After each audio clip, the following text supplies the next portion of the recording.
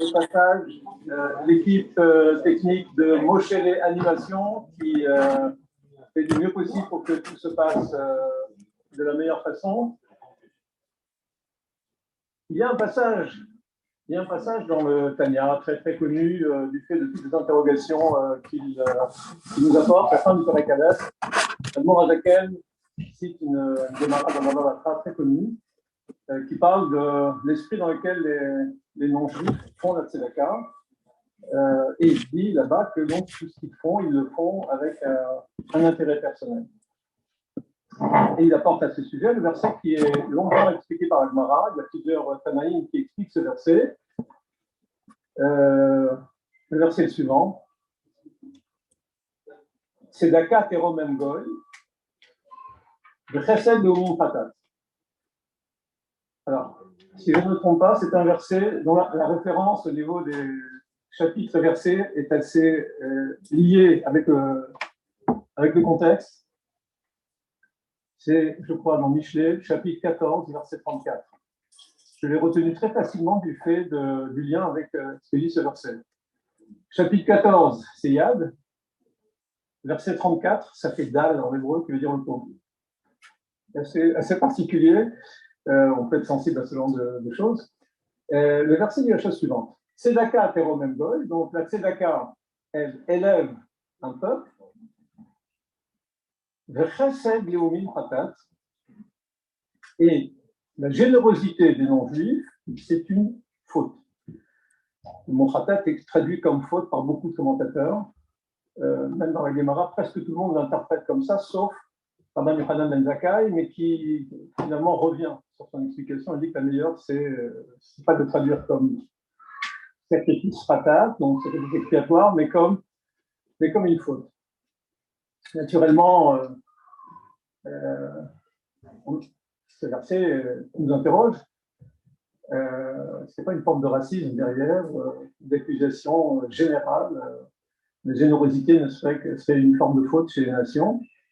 Alors, en fait, pour répondre à ça, je vais conjuguer deux commentateurs qui sont les grands classiques sur tous les passages de Haggadah du Shas, à mon avis, qui sont le Maharal de Prague, dans son Pérouche sur les Haggadot à Shas, et le Ben Yehoyada, donc le Ben Ishraï.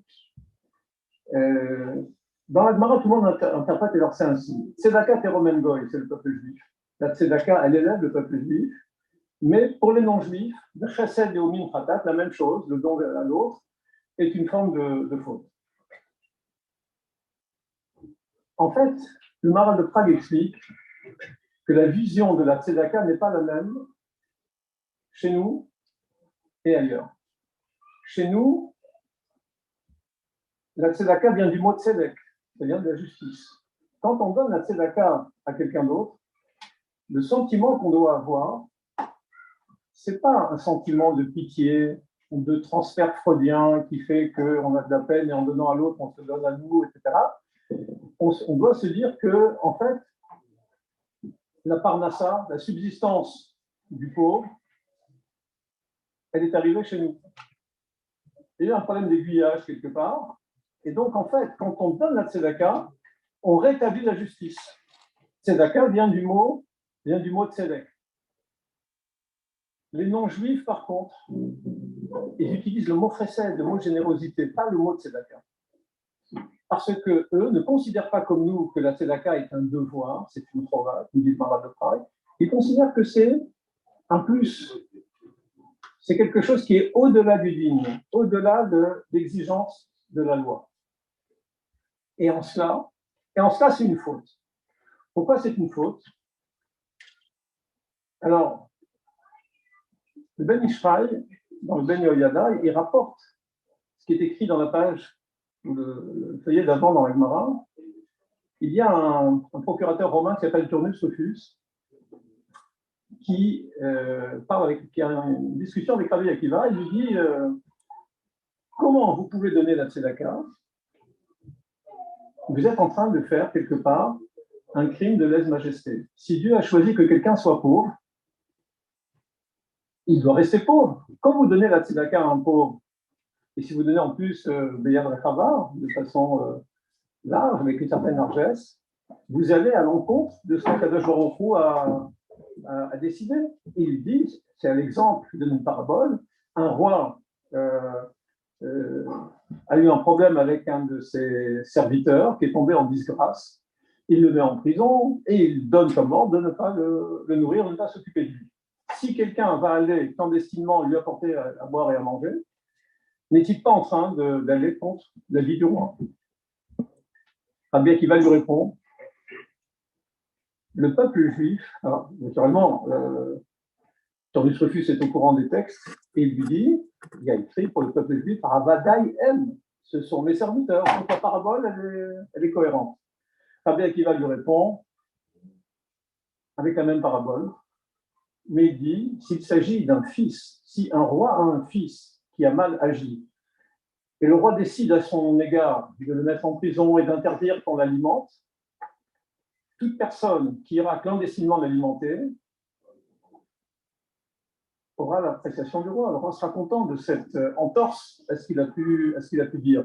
Et le peuple juif, Banim, Atem, Hashem, Elokeichem, qui sont les enfants de Akadosh Baruch Hu. En cela, Rabbi Akiva répond à Turnus Rufus. Attention, on revient sur le verset.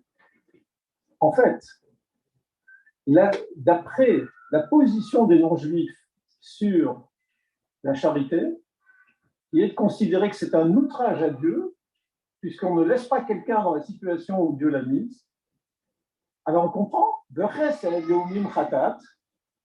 ce sont les goyim eux-mêmes qui s'accusent d'une faute, puisque leur vision de la tzedaka, c'est de la générosité et non pas une règle de justice. Alors,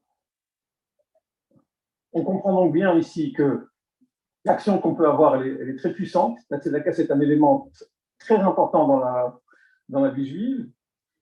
Akadosh Baruch Hu, il attend de nous qu'on joue les facteurs et qu'on fasse les virements qu'il faut aux personnes qui en ont besoin. Et ça porte un mérite extraordinaire pour le peuple juif. Le tzidkato medatla, la tzedaka, elle dure toujours. J'ai vu au passage, et je termine avec ça, dans l'équipe de Arizal, on dit que tzedaka, vous savez, il y a une règle d'interprétation dans laquelle on associe à chaque lettre son symétrique dans l'alphabet par rapport au milieu de l'alphabet. C'est-à-dire, première lettre est associée à la dernière, deuxième lettre à l'avant-dernière, et ainsi de suite. On appelle ça le hat-bash. Hat, aleph avec le tav, bash, le bet avec le shin. Il y a un shlach kadosh très connu, une mitzvah. C'est quelque chose qui nous relie avec Hachem. Dans mitzvah, il y a vavke à la fin, les deux dernières lettres du nom de Dieu, et le même sont symétriques dans le système hat-bash, c'est le yu. Et le tzadik dans le système hat-bash, c'est le e. En fait, dans une mitzvah, il y a une partie masquée, Anistarot, Hachem Elokeinu, et Aniglot Lanu, il y a une partie cachée, une partie révélée. Que donne le mot tzedaka en hat-bash? Il donne tzedaka. Pourquoi? Betzidkato, en medet ad. Donc, on va maintenant passer la parole au Rav Laloum, qui est non seulement le dayan un des dayanim du Bad Rabbeinu Lubavitch, mais il ne veut certainement pas que je le dise, mais je vais le dire quand même, c'est lui l'instigateur de cette réunion, c'est lui qui a regardé chacun des détails, qui a appelé chaque personne, qui s'est occupé de tout. Donc on le remercie également au passage, et il va nous parler, vous l'avez certainement deviné, de Tzedaka de Maaser Ksafim. Bon, on va arrêter là, on verra vraiment après. Shalom Bracha. Tout d'abord, je remercie toute l'équipe qui nous a aidé à organiser cette émission. Moshe Moshe Amram, M. Soga pour toute la vidéo et les photos et le zoom. Et bien sûr les Rabbanim, Rav Kartel, Rav Leub, Rav Temezi, Rav Zerbi, Rav Bishit Kipala, Rav Yosef Tayeb, Rav Deri, Rav Adayov, Rav Vuitton et tous les participants qui sont avec nous aujourd'hui. Comme il a dit, et bien sûr, j'oublie le plus important, le Rav Chaim Atlan qui est derrière tout ça, bien sûr, qui n'est pas timide, mais qui nous a donné pour toute la force pour organiser ce très beau Kinusora.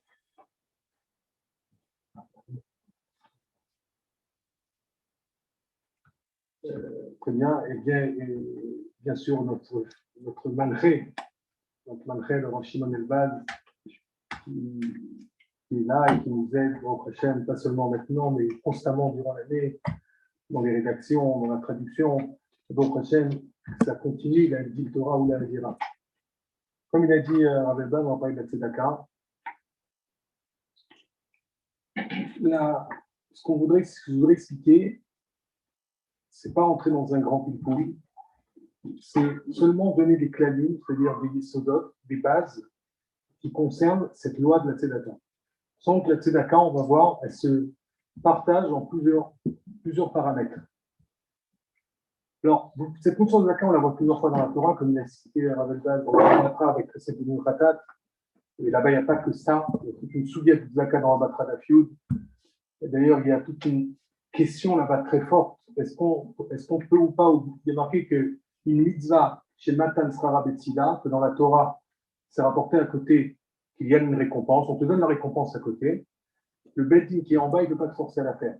Alors là-bas, la Gemara demande, là-bas, avec Rav Nathan, c'est rapporté que il donnait 412, il y a un des deux grands sages du Talmud, il y a un qui a forcé l'autre à donner 412. Comment on a pu le forcer alors qu'on a dit qu'on ne peut pas forcer? Donc, c'est très intéressant de voir cette sugia là-bas dans la Vatra, parce que cette même question est rapportée dans 3 endroits différents dans le chat, dans 3 questions différents. On la retrouve dans la Vatra, on la retrouve à la fin de Khouli. Et les réponses de Tosfot sont toutes différentes. Alors, il y en a une réponse de Rabbi Tamburi, et chaque réponse différente est différente. Comment il a pu l'obliger à donner? Et là-bas, il y a plusieurs avis, et plus d'une dizaine de réponses dans les Rishonim, dans la Nourazaken. Pourquoi on peut, dans certains cas, obliger à donner la tzedaka. En réalité, d'ailleurs, ce qui est encore plus intéressant, c'est que le Rambam, il ne ramène pas ce digne de mitzvah tassé chez Matan Sara Betsida, alors c'est un classique dans le chasse. On le revoit dans plein de mitzvot, dans Maaké, on le revoit dans les Zouza, dans plein de mitzvot, dans le mitzvot des Mishkolot, on le voit dans Boudaven, dans plein de mitzvot. Dans plein de mitzvot. Maintenant, plus précisément, on a dit qu'il y a plusieurs paramètres. Le Chomesh, le Maaser, des Barsoro. Vous connaissez tous le Maaser, je pense que tout le monde connaît ici, mais c'est quoi le dîme du Maaser? C'est quoi le dîme de Chomesh? Maintenant, le dîme de Maaser, d'où il sort? D'où il vient ce dîme de Maaser et d'où il vient le dîme pour donner 10% de son salaire? Pareil pour le Chomesh. Le dîme du Maaser, on le voit 2 fois, on le voit dans Parashat Re'eh, dans Yuddelet Ravbet. Là-bas, hein, c'est rapporté par rapport à Aser, c'est marqué Aser, Aser, et Kod, Boazarecha, Yote, Asadeh, Shana, Shana. Et dans le Passouk là-bas, on ne te parle pas de Maaser Ksafim. Dans le fond, on va parler d'un Tosfot dans Ta'anit, d'Aftet. Mais on va parler de Tosfot là-bas, en tout cas dans le Chumash même, on ne te dit pas l'argent. Alors c'est vrai que dans la suite, dans Ré Tetzain, là-bas on te dit qui est Becha Edion, Mechad Achecha, Pator, Kiftar et Yadechalo. C'est marqué que si un couple vient te voir, tu vas ouvrir ta main et tu vas lui donner. Et il y a marqué l'Oté Hametz. Donc, il y a dans la suite, on peut parler, on ne te dit pas clairement, tu donnais le Maaser. Et d'ailleurs, tu donnes le Shulchan Arour, c'est le Resh Memtet, c'est Katan Aleph. Le Resh Memtet, qu'est-ce qu'il dit le Shulchan Arour? Il te dit comme ça. Il te dit, sur ce passouk-là qu'on vient de citer, dans Ré, qui yimve Marsoro un Shalir Sarlo, il dit, tu dois lui donner un shiur netina, selon tes moyens. Si c'est plus que Maaser ou c'est plus que Chomesh, tu dois lui donner ce que tu dois lui donner. Dans la suite du Shulchan Arour, dans Resh Memtet, là-bas, c'est rapporté Be'im en yado maseget kolkar iten la Chomesh mitzvah mina mufra. C'est-à-dire donner le Chomesh mitzvah mina mufra, c'est mitzvah mina mufra. La meilleure chose, c'est donner jusqu'à Chomesh. Après, il dit d'ailleurs Ba'achad minasara mida benoni, par contre mikan, moins de 1/10, c'est benoni, c'est moyen. Par contre mikan, moins que ça. Qu'est-ce qu'il dit là-bas, le Shulchan Arour? Il dit Aïn Ra. C'est-à-dire qu'il donne moins que ça, encore moins qu'1/10. Son œil, elle est restreinte, elle est mauvaise. Il donne vraiment en tout bas. Ce dîme-là qui ramène le chemin de Resh Memtet, on le voit là-bas, le maccord de tout ça, c'est dans le Rambam. C'est dans le Rambam de Chot Matnatanim, là-bas, le Rambam, il dit Ba'ayani, les chals des Marsoro, quand un peuple vient et il te demande de lui donner ce qu'il a besoin, c'est ce monde. Ben yad noten maseget notenet lo kefi asegat yado. Et là-bas, il dit que théâtre amishit nechasavina moufras. Combien de cités tu donneras tant et tant, on retrouve les deux. Encore une fois, là-bas, on ne te dit pas que le dîme de Maaser beaucoup. Dans le dîme de Chomesh, Le din de Chomesh, il est dans la Gemara. On va citer deux endroits. Le din de Chomesh dans Bavli, vous connaissez tous, je pense, la Gemara dans tout votre Dafnoun. Takanat Usha. Takanat Usha, qui était Usha, c'est un grand beddin. Il faisait des takanot, il faisait des restrictions et il donnait des dîners. Et une des takanot de Usha, c'était qu'une personne qui donne la tzedaka, elle ne donnera pas plus que le Chomesh. Ce qu'il dit d'ailleurs Rashi là-bas. Rashi dit sur la takanat Usha qu'on ne donnera pas plus que le Chomesh. Le Chomesh, je rappelle, c'est un 20e de son salaire, 20%. Il dit là-bas il dit là-bas Rashi, pourquoi il ne va pas donner plus? Il dit pour pas qu'après il ait les briottes, pour pas qu'après lui-même, en donnant plus que Chomesh, il aura besoin pour sa propre vie, il aura besoin pour lui, il commence à lui-même demander la tzedaka. Maintenant, dans la Torah, ce n'est pas marqué de Tortsigoum. On ne t'ordonne pas. Il dit là-bas voilà, un homme il va donner, il ne donnera pas le Tabenat Usha, c'est quelqu'un qui paye, il ne donnera pas plus que Chomesh. Maintenant, par contre, on voit cette notion un peu de tzivouï, c'est dans, vous prenez la Gemara dans PA. Dans PA, Perekalef Alachalef, sous le début de PA, là-bas, c'est marqué, on te ramène le din de Usha, et on te dit, Beusha ninu sheye Adam, mafrish, chomesh minchasav lemitzvah. Donc là-bas, c'est marqué qu'un homme, il doit prendre du chomesh minchasav, de son salaire à la mitzvah. Son capital. Oui, c'est le keren. Après, attention, quand on dit keren, il faut faire attention, parce que le keren, ça peut s'entendre dans beaucoup de domaines. Ça peut s'entendre le domaine de le keren d'une société qu'on a mis. Ça peut être par exemple sur des actions qu'on a mis à certains, on récupère le keren, est-ce qu'on doit donner? Est-ce que c'est le maaser des bénéfices qu'on a fait dans la société? Chaque cas il est différent. On va voir après certains cas de figure comme l'école pour les garçons ou filles, mais pas tout, c'est pas toujours, c'est surtout sur les révaprimes de ce que j'ai gagné, de ce que j'ai touché, que je donne le maaser. C'est ça que le keren, il faut faire attention quand on parle de keren, qu'est-ce qu'on entend par keren? À propos du maaser ksafim, dans la Torah, on a trouvé un autre remez que vous connaissez, avec Abraham et Malkitzedek. Qu'est-ce qu'il dit à Abraham? Maaser Mikol Asher eten la. D'accord? Veiten lo Maaser Mikol. Tout ça, c'est marqué avec Malkitzedek.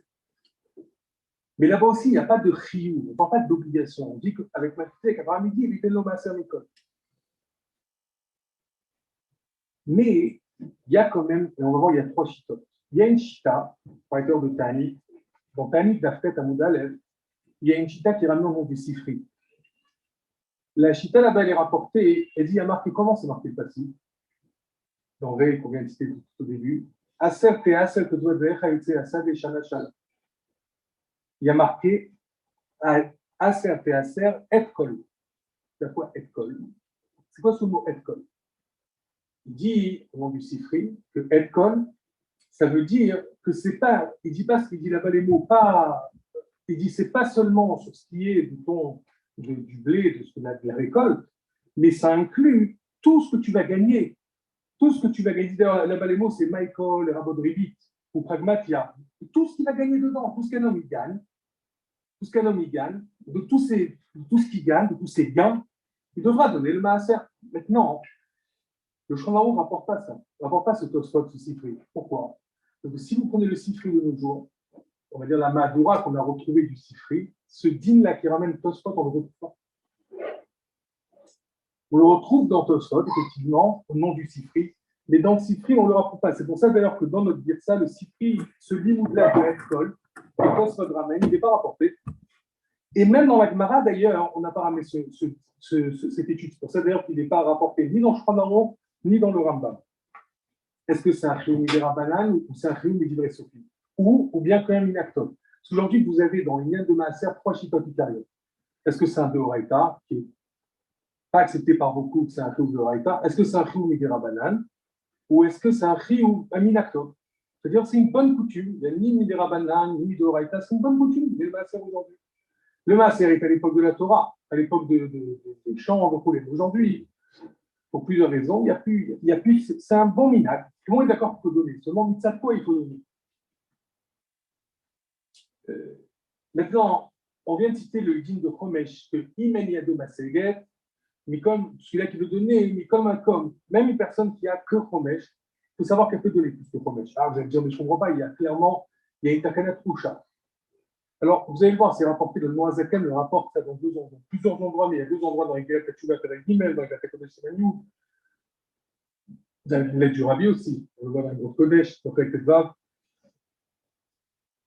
Tout le lien de Chomesh, c'est quoi? Il dit,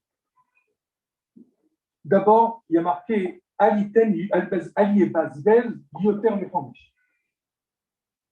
Il dit, si on va dépasser d'un petit peu le Lachon, regardez le Lachon de Morazaken, qui va dépasser un petit peu, c'est pas méchant. C'est Ali et Bazvel Yoter Mechomesh. Il faut qu'il y ait un bisbouz. Bisbouz, c'est en conséquence. Ça ne va pas de quelques centimes, de quelques. Ça, c'est 2 encore beaucoup plus fort. C'est le Médragot Kodesh Simaniou. Il dit sur le fait que c'est marqué à l'Ebazvel de terme et promèche, ça on parle d'une personne qui n'a pas fauté. Une personne qui n'a pas de faute, ou bien qui a oui fauté, mais qui a été métaken, c'est Massim, il a réparé ses actions avec des tarniotes, avec des sigoufines, il a fait des jeûnes, il s'est mutilé. Sigoufine, c'est ça, il s'est torturé. Il a vraiment mutilé son corps, Kipchuto. Alors, dans ce cas-là, oui, lui, il n'aura pas besoin de donner. Mais aujourd'hui, c'est comme une réfoua, de même que pour soigner son corps, de soigner sa personne. Quelqu'un qui a besoin, et il dit, c'est pshita, comment il dit, et il dit, c'est marqué. C'est-à-dire qu'une personne, quand c'est pour sa propre santé personnelle, c'est un choté, il a besoin de se soigner, alors il n'y a plus de limite dans le Zaka. Et on peut dépasser largement le dîme de plus. Maintenant, je voulais citer un Mourazaken. On va dans le Mourazaken, dans le Kot Mechira, un chilouk dans les dîmes de Zaka, du Maaser qu'on vient de citer. Mais avant ça, dans le Rama, dans Siman Reshventet, il dit, le Rama, il dit, Ben la sot, mi Maaser shelo dvar mitzvah. Alors, regardez l'exemple là-bas. Il dit qu'on ne doit pas faire de son maaser une dvar mitzvah, une mitzvah avec l'argent de son maaser. On explique, attention. Il donne l'exemple là-bas d'acheter des bougies pour la choule. Acheter des bougies pour une choule, il dit, ça ne doit pas rentrer dans le calcul du maaser. Ça le maaser, il est pour les pauvres. C'est il marque dans la tête. C'est-à-dire qu'en réalité, le rameau, comme ils disent là-bas, regardez dans plusieurs communes, ils disent que le rameau, en réalité, il est des damnés. Ils comparent le dîme de maaser de nos jours avec le maaser ami. Avec le maaser, c'était à l'époque qu'on donnait pour les pauvres. Et il dit, on ne peut pas. Donc, maaser ami, c'est pris à trop propre. Et d'ailleurs, dans le Kuntra Safran de l'Europe Mechira, c'est le regardez là-bas, il explique un match sur Philippe. Il y a ce qu'on appelle une priatrope. Je rends une dette je rends une dette, je dois une dette, je la rends. Maaser ami, c'est une dette que tu as, que tu dois donner. Et on va l'expliquer plus longuement, ce lien-là. Tu dois donner une dette, tu le rends. Maintenant, il faut savoir une chose. Il y a des cas où quand même on pourrait se servir de cet argent. Avant d'arriver des cas dans lesquels on peut se servir du maaser, même pour d'autres besoins que le pauvre, regardez le lachon, le langage du Rambam Belchot Matataïm Perek Zayin Alafahe. Il dit un pauvre qui vient et qui demande des marceaux, c'est-à-dire il demande ses besoins pour se vêtir, ce besoin, c'est besoin de la vie quotidienne. Et il dit là-bas, ce qu'on a expliqué tout à l'heure, combien de donner à Tramishit, Nechassav, Nenamufra, Echad Maasara, Benechassav, Benoni, Pachot Mikan, Ainra. C'est-à-dire que pour le Rambam, tout le Inyan de donner le Chomesh ou le Maaser Ksafim, elle fait partie intégrante d'une mitzvah de Tzedaka. Pour le pauvre, quand le Hani vient et te demande, si tu as. Alors, Im en yado maseget, alors donner tant à Syrie, je roule toutes les mesures qu'on a dit tout à l'heure. Tu ne peux pas donner ça, donne ça, donne ça, donne ça.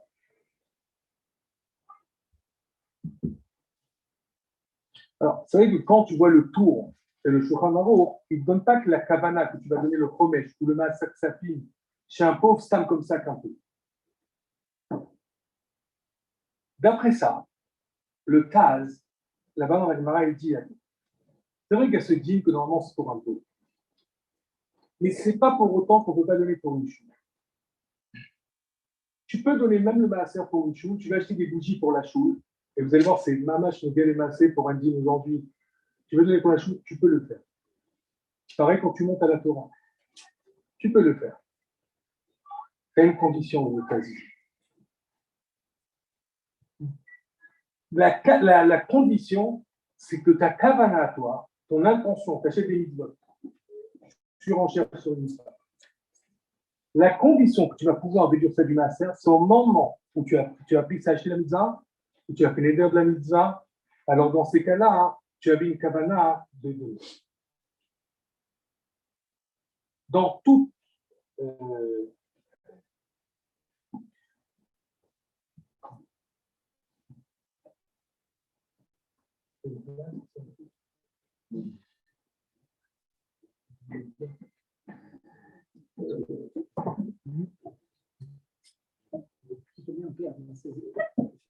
C'est qu'il doit faire du monter grâce à ça. Pas qu'il fait un don. Non, non, il est zoché grâce à son maaser d'avoir le.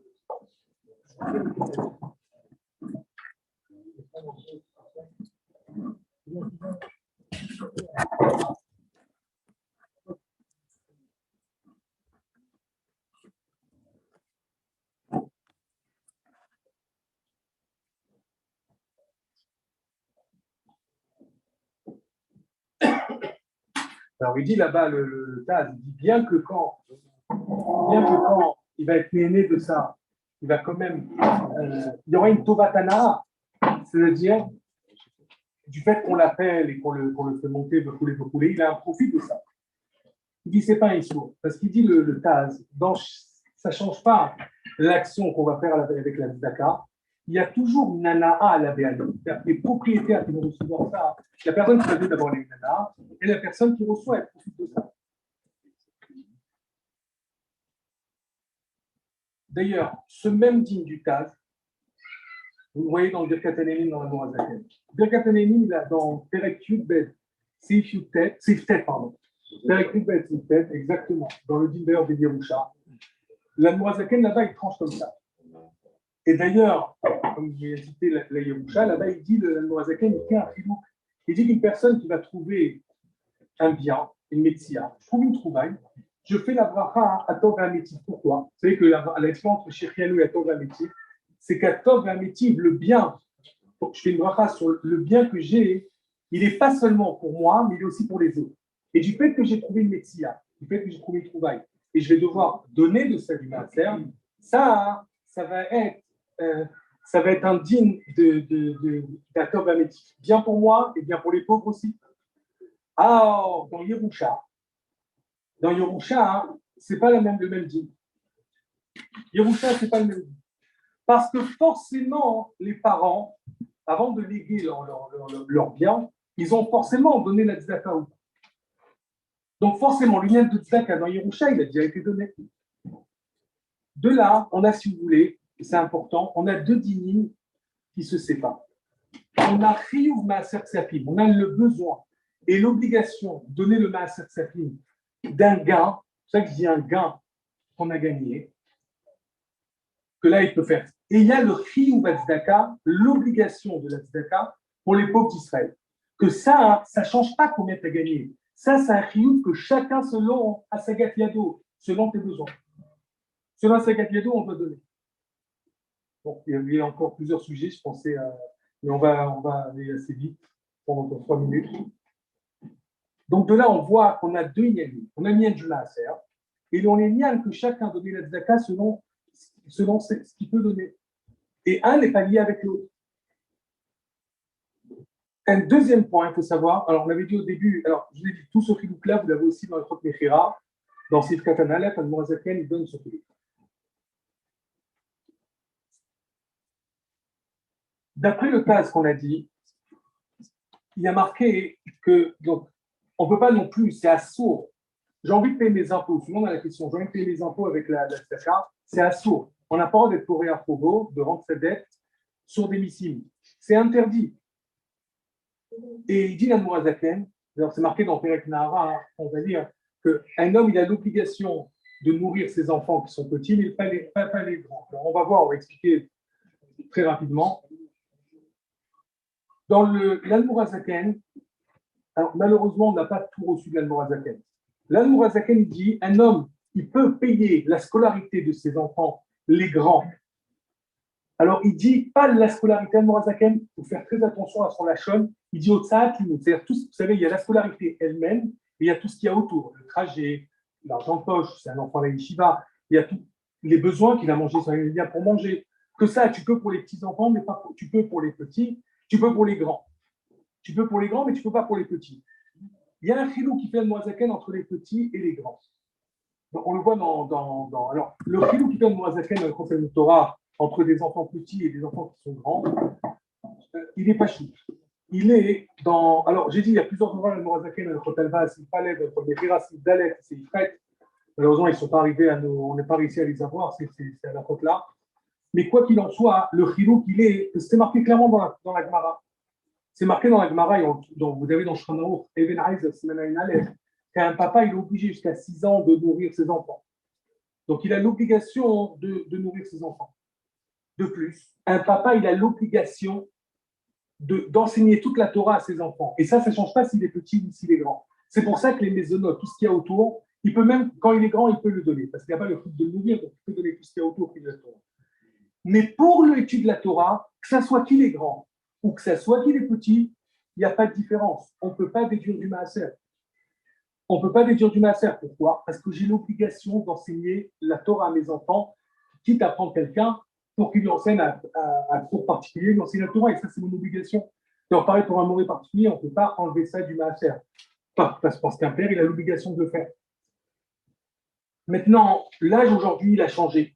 Et vous le trouvez dans 2 endroits, dans plein d'endroits, mais dans 2 endroits, c'est dans Ramosh Efen, c'est dans le groupe Moshe Yoredeh Elekbet. Vous l'avez dans Soufut Bet, et dans Siman Kufut Bet, dans Siman Kufut Gimel. 2 réponses là-bas qui donnent pour la Lacha. Les garçons, on ne peut pas, ni quand il est grand, donc quand il est grand. Venez les enfants, et rentre le truc, on va chercher mon. Les filles. Alors pour les garçons, on a dit. Maintenant, il faut savoir juste pour les garçons qu'aujourd'hui, la loi, et on prend ça en compte. Vous voyez que Laurent Moshe prend ça en compte. Un enfant qui va jusqu'à l'âge de 18 ans, aujourd'hui, on a l'obligation jusqu'à 18 ans de nourrir l'enfant, de s'occuper de lui. Donc jusqu'à 18 ans, ça rentre en compte dans le paiement de lui payer le sport et tout ce qu'il y a autour. Maintenant, pour les filles, les Chora, on n'a aucune obligation, parce que les filles, ils n'étudient pas la Torah. Puisqu'on n'a pas d'obligation de leur enseigner la Torah. Donc, a priori, je pourrais payer les filles du Maaser, oui. Sauf qu'il y a une réponse de Rav Moshe Feinstein, justement là-bas, dans Siman Kufut Gimel, dans Pelek Bet. Qu'est-ce qu'il dit Rav Moshe Feinstein? Il dit que puisqu'aujourd'hui, Dieu préserve, si une fille ne va pas à l'école juive, où on va étudier la Torah, où elle va atterrir dans des endroits avec tradition, les public schools, il dit là-bas, c'est-à-dire dans les écoles publiques. Et alors, c'est une atzala. Et tu as un rio d'être matil ta fille. Donc, c'est vrai que tu n'as pas une lien de limite Torah, mais tu as une lien d'atzala. Donc, même pour une fille, tu ne peux pas lui dire du maaser en réalité, parce que il faut savoir, c'est le clair, et je finis avec ça, tout le chiyuv, tout ce qu'on a un chiyuv dedans, que ça soit acheter un écran, que ça soit tout, on ne peut pas, là, le Morazakéi dans le Torah, on ne peut pas prendre ça du maaser, on ne peut pas prendre ça du maaser, sauf si c'est une tosefet. Quelqu'un, il a l'habitude chaque année d'acheter un écran à 100 euros. Maintenant, aujourd'hui, je vais l'acheter à 500 euros pour un écran particulier. Alors là, il y a finalement, tu pourras donner pour le maaser. Pareil pour un mariage. Vous êtes invité à un mariage, je peux lui dire du maaser pour lequel là, de manière générale, je ne vais pas rentrer maintenant, mais c'est aussi pour Réachovo un mariage. C'est parce que tu lui donnes un jour, il va aussi te rendre. Mais si par contre tu veux l'aider en plus que ce que tu as l'habitude de donner, là tu pourras prendre du maaser. Et si maintenant, quand même, on veut quand même donner du maaser pour les écoles, parce que vraiment, on n'a pas demandé de savoir qu'une personne qui n'a pas du tout, elle est plutôt du maaser. Mais même si, voilà, comme on dit chez nous, j'ai vraiment juste, dans ce cas-là, il y a une possibilité d'aller voir l'école et de faire un accord que voilà, tu as donné 20 euros du minimum et le reste, tu t'arranges avec eux, c'est normal. Vous avez